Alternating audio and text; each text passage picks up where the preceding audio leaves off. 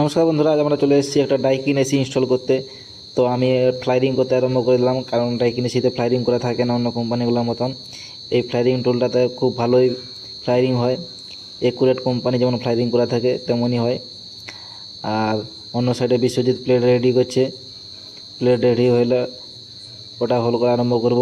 ফ্লাইরিং বেশ ভালোই হয়েছে চমৎকারভাবে। তারপর ওটা প্লেট রেডি হতে আমি ওটা হোল করা আরম্ভ করে দিয়েছি।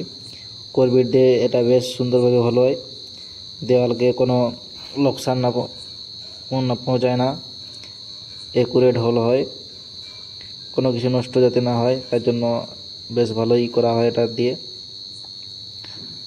তারপর ওটাকে আউটডোর স্ট্যান্ড সেটিং করবে বিশ্বজিৎ।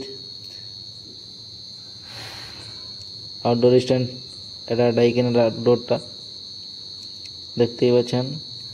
তারপর আউটডোর পাইপ ফিটিং হওয়ার পর ওটা ভ্যাকুমে বসি, কারণ ভ্যাকুম মাস্ট, ভ্যাকুম না করলে গেছিতে কুলিং সমস্যা হয়, তাই জন্য ওটা ভ্যাকুম করতে হবে। ভ্যাকুম করা হয়ে গেলে আমরা এসিটাকে চালু করে দেবো। ভ্যাকুম মিনিমাম 15 থেকে 20 মিনিট করতে হবে। এসি চালু, রেডি। Thank you.